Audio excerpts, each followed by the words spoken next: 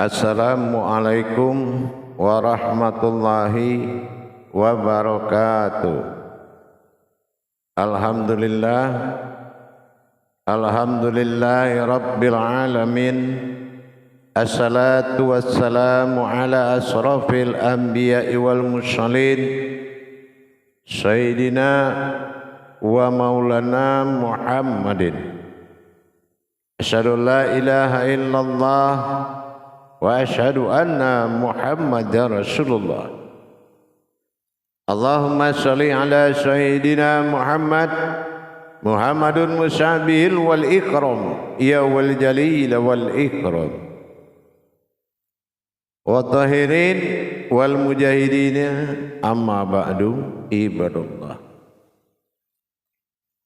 Insyaallah bersyukur kita kepada Allah dengan mengucapkan alhamdulillahi rabbil alamin atas segala karunia, limpahan rahmah dan hidayahnya, serta dengan izinnya juga kita dapat menjalankan amanahnya, beramal dan beribadah zahir batin dunia dan akhirat.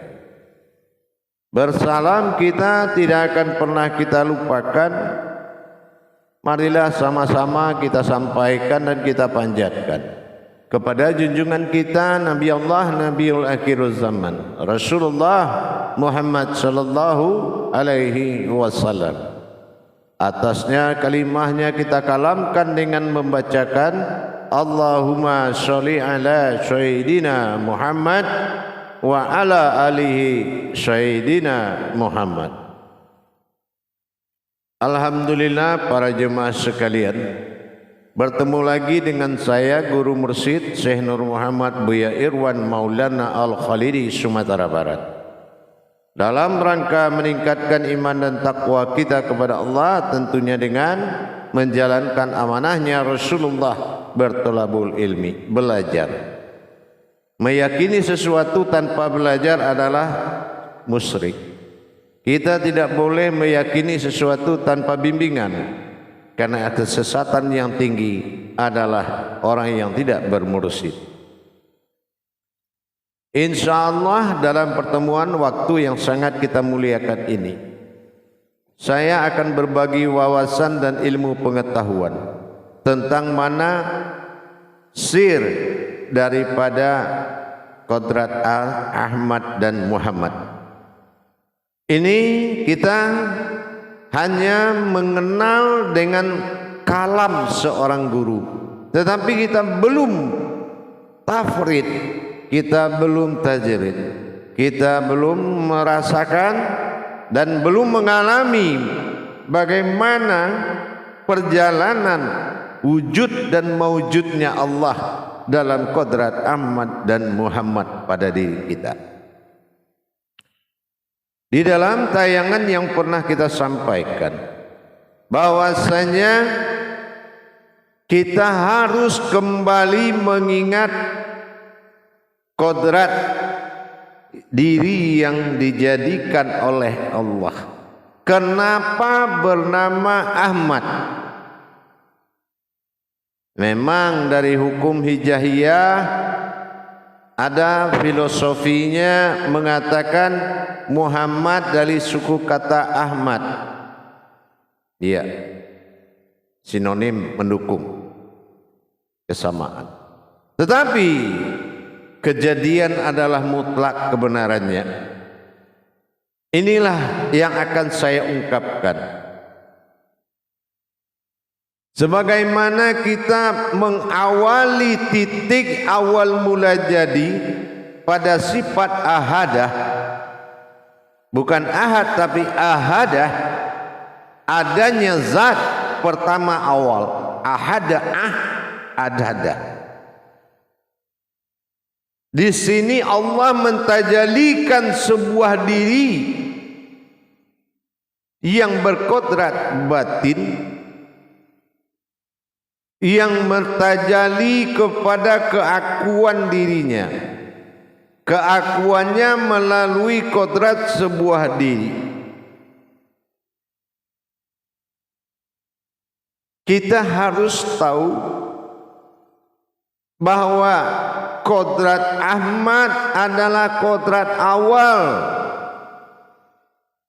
Tuhan menjadikan sebuah diri yang mana diri dijadikan zat kunah awal mula jadi yang bersifat batin. Wujudnya adalah batin dan dikodratkan menjadi zat. Disebutlah kodrat ini dengan panggilan Ahmad. Tetapi jangan hanya tahu kalau sudah dipanggil Ahmad saja, tapi kita harus tahu bagaimana tajallinya.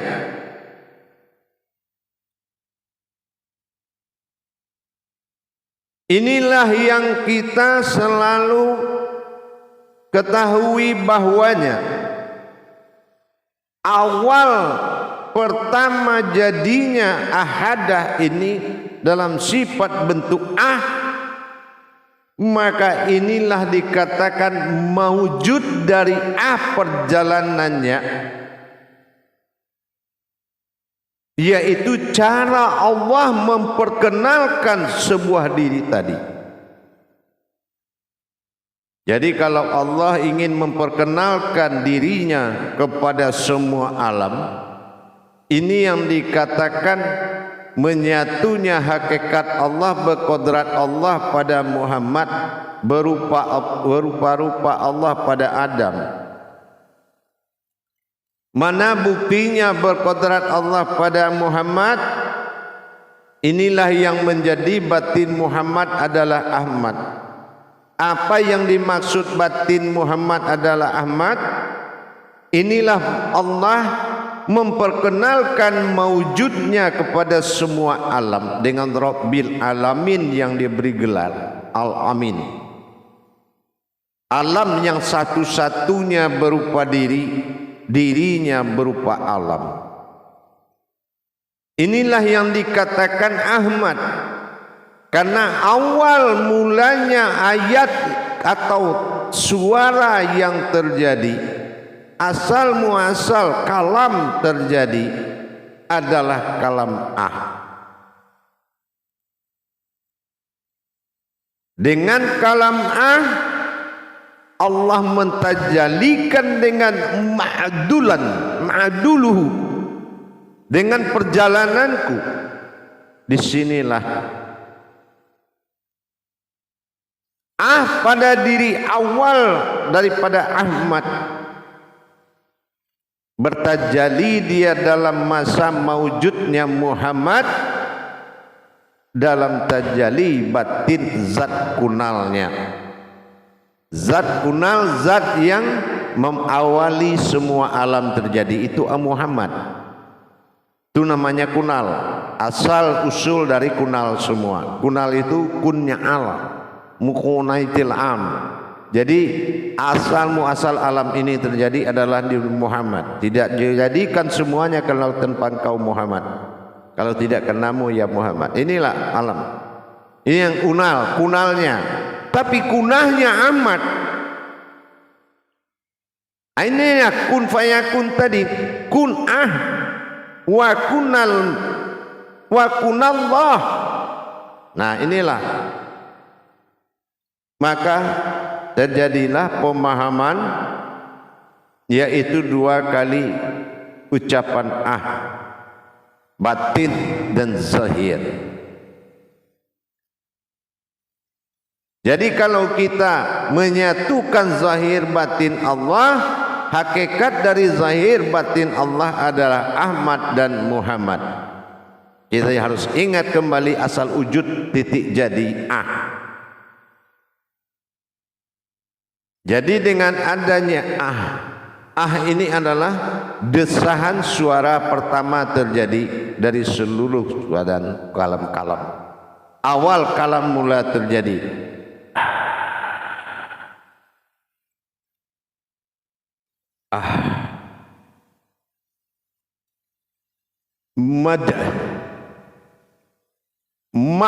Makom dal berjalan. Nah inilah Muhammad.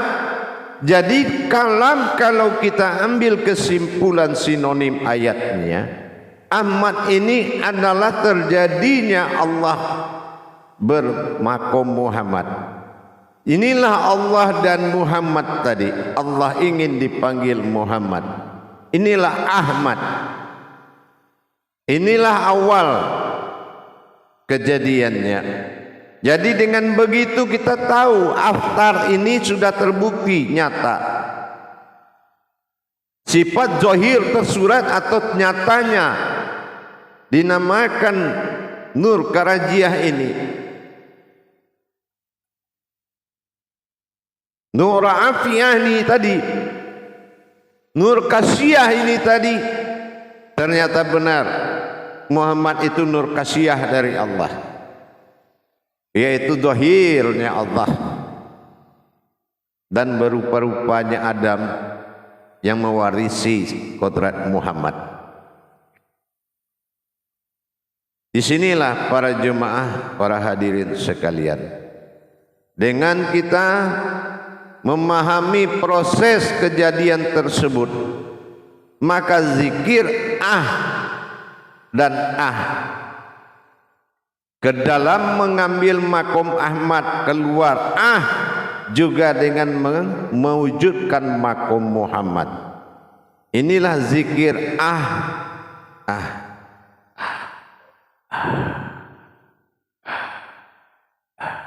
Bagaimana kita mengambil diri batin Allah mewujud menjadi Muhammad.